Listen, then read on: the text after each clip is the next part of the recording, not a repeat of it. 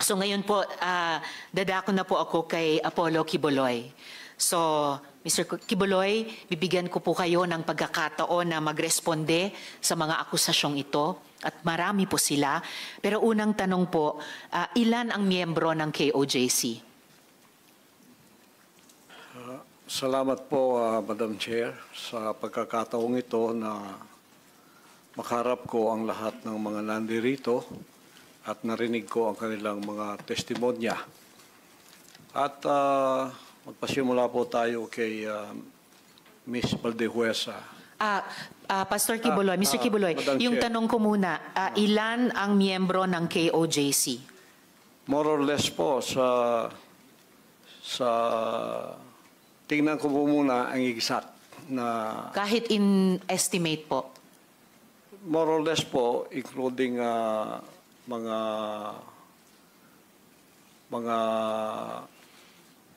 partners, yung ibig sabihin ng partners, yung hindi pa membro, pero covenant partner na sila, mga more or less 7 million. So kasama, so miyembro plus covenant partners, mga 7 million sa inyong pagkabilang.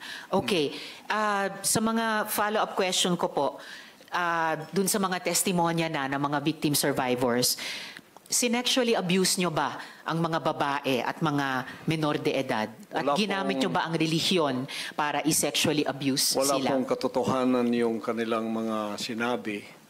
Kung meron po silang mga charges na kriminal laban sa akin, malaya po silang mag-file ng kaso at doon ko haharapin at sasagutin sa tamang forum sa korte ng ating lupa tulad ng kinakaharap namin ngayon. And actually, on that matter and for the record, may at least isa sa victim survivors na dati nang naghain ng kaso sa inyo dun sa Davao, kaya lang dinismiss. Kaya inappeal nila sa Department of Justice. Yun naman pong mga testimonya ni na Ms. Valdehuesa at ni Julia, tinatanggi nyo ba ang mga testimonyang iyon? Tinatanggi ko po. Wala pong kundi sa aking paningin ay kabaligtaran. Ngunit hinahamon ko po silang mag-file ng kaso sapagkat ito'y mga kriminal na mga allegations. At ito ay para maging fair ay maghain po sila ng mag-file sila ng kaso laban sa akin o kanino mang kanilang gustong mag-file laban sa mga kingdom na leaders or members because we are under the law of the Republic. Tulad po kay Masayon, yung kanyang sinabi. Pastor, i-interrupt ko muna kayo doon dahil tinatanong ko muna yung mga testimonya ni na Ms. Valdehuesa at ni Julia. Sorry po. Pinalimos niyo po ba yung mga bata para i-sustain ang operasyon ng KOJC at para tustusan ang inyong lifestyle? Wala po kaming mga palisiya na magpalimos ang bata.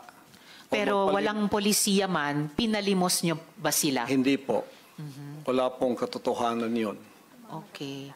Yung mga adults po, pinalimos nyo ba sila or pinayagan nyo ba silang maglimos para sa operasyon at lifestyle ng KOJC? Wala pong polisiyang ganon ang kingdom na magpalimos. Wala mang polisiya pero pinalimos nyo ba sila, yung mga adults? Hindi po. Wala pong katotohanan yun. Alright. Pinayagan nyo ba yung pang-aabuso at pag-torture sa mga miyembro nyo? Hindi Halimbawa yung parusang dry fast? Hindi rin po polisiya ng kingdom ang batas ng pagparusa ng tao ay ipapasting para mamatay. Napansin ko po, lagi kayong nagre-refer sa polisiya, pero ang tinatanong ko po ay yung practice. So, pinaabuso nyo ba, pinatotorture nyo ba yung mga miyembro nyo? Pinapa-dry fast nyo ba sila? Sa freedom of religion po natin, meron tayong separation of church and state. At tulad ng sinabi ko, yung fasting ay voluntary kung tatanggapin mo. Hindi po ipinipilit. Alright. Kayo ba yung nakaisip nung modus na piliting magpakasal yung mga miyembro nyo na hindi naman magkarelasyon para manatili sila sa ibang bansa? Sino pong nakaisip nun, nung modus na yon? Because this is under the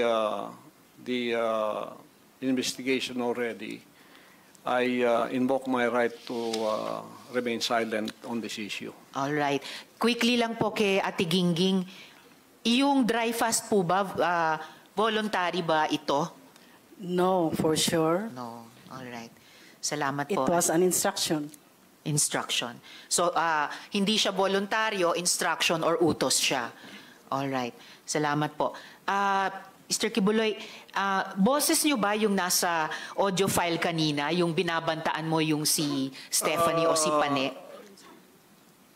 Kailangan po i-authenticate kasi ngayon malakas ang AI. So pero boses niyo ba yon yung nagbabanta kay Pane o kay Stephanie? It appears na parang boses ko. Pero Alright. hindi ko po ma-authenticate kasi ngayong panahon na to malakas ang AI.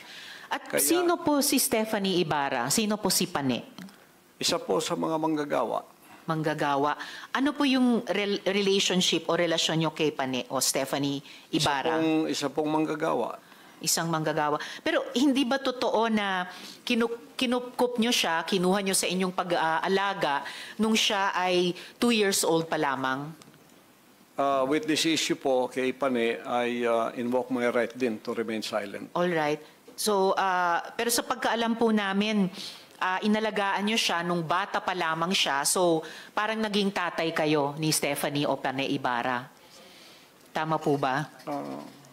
I invoke my right to remain silent Invoke. po sa issue na yan. Okay. Kasi sa audio file naman po, sa kabila nung sa pagkaalam ay kinupkup nyo siya nung 2 years old pa lamang, bata pa lang siya, na parang naging tatay kayo niya. Pero sa audio file, bakit parang asawa? Asawa nyo kung ituring itong si Stephanie o Pane. I invoke my right to remain silent on that Alright. issue rin po. Ngayon po, kino-confirm nyo po ba na meron kayong isang hukbo o private army sa inyong disposal? At ano po iyang tinatawag na angels of death? Yan po ay kasinungalingan at kung yan ay akusasyon, inihiling ko ang accuser na mag-file siya ng kaso laban sa akin. Okay. So, sinasabi nyo kasinungalingan yung isang hukbo na nasa inyong disposal. Opo. Pero ano naman po yung angels of death? Hindi ko po, imbento po nila yan eh. Imbento lamang.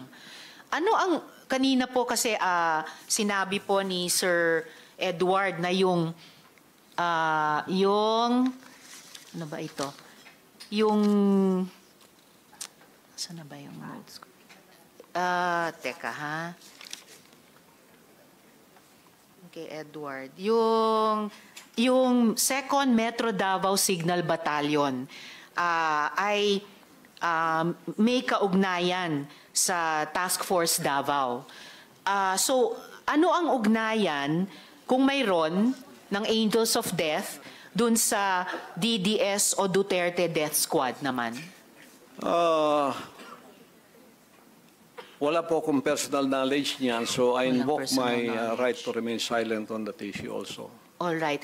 Tapos, pwede nyo bang ibahagi sa amin, mula sa perspektiba nyo, yung detalye ng law enforcement kung papaano nakuha nila ang kustodiya sa inyo? Pakiulit po.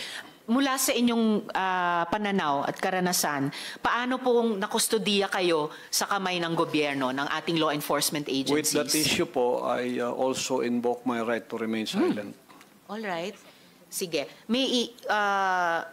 Bago po ako dumako naman kina General Torre, meron po akong IFA-flash dito po sa ating monitor.